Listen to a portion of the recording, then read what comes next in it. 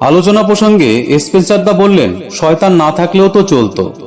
শ্রী ঠাকুর বললেন, সবই একীভূত হয়ে যেত, ভালো মন্দের দ্বন্দ্ব থাকতো না। এই দ্বন্দ্ব না থাকলে লীলা হতো না। ভালো মন্দের দ্বন্দ্বের ভিতর থেকে ভালোটা বেছে নিয়ে তাকে আলিঙ্গন এবং গ্রহণ করে সত্তার পুষ্টি সংগ্রহ করাই হলো লীলা, আনন্দ। তাই শয়তান হলো লীলার দূতী। শয়তান যদি আমাদের ভগবত প্রীতি থেকে বিচ্যুত এবং বিভ্রান্ত করতে না পারে, তখন আমরা সব জায়গা থেকে সব সার্থকতা নিয়ে উপভোগ করতে পারি পরম পুরুষকে। নইলে আমরা অজ্ঞ, অচেতন এবং বিচ্ছিন্ন হয়ে পড়ি। স্পেন্সারদা বললেন, লীলার প্রয়োজন কি? শ্রী ঠাকুর বললেন, যেমন আমরা আয়না তৈরি করি নিজেদের মুখ প্রতিফলিত দেখবার জন্য, god created man after his own image, অর্থাৎ ভগবান নিজ প্রতিকৃতির অনুরূপ করে মানুষ সৃষ্টি করেছেন। স্পেন্সারদা বললেন, সবটাই কি একটা খেলা?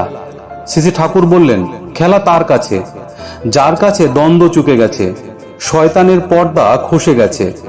তার কাছে কেবল আনন্দ, কেবল স্বস্তি, কেবল উপভোগ। উপভোগ বলতে আমরা যা বুঝি তা নয়, বোঝে প্রাণ, বোঝে যার। এর জন্য মানুষ যে কোনো কষ্ট স্বীকার করতে পারে। শয়তানের পর্দা যার কাছে খসে গেছে, সে আবার পাগল হয়ে ওঠে অন্য সবার পর্দা যাতে খসে যায়।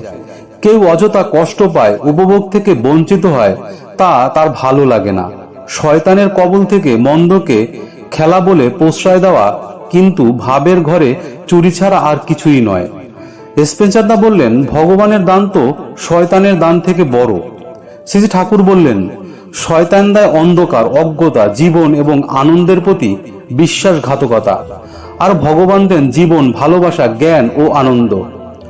স্পেন্সারদা আবার জিজ্ঞাসা করলেন, সর্বশ্রেষ্ঠ আনন্দ লাভ বা সত্য উপলব্ধি কোনটার জন্য মানুষ ভগবানকে ভালোবাসে?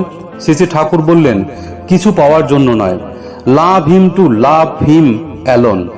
শুধু তাকে ভালোবাসার জন্যই তাকে ভালোবাসো। অন্য কোনো আকাঙ্ক্ষা থাকলে শয়তান প্রলুব্ধ করবে। Therefore surrender is the sacrifice of the self, অর্থাৎ আত্মসমর্পণ মানে নিজেকে উৎসর্গ করা। বন্দে পুরুষোত্তমম।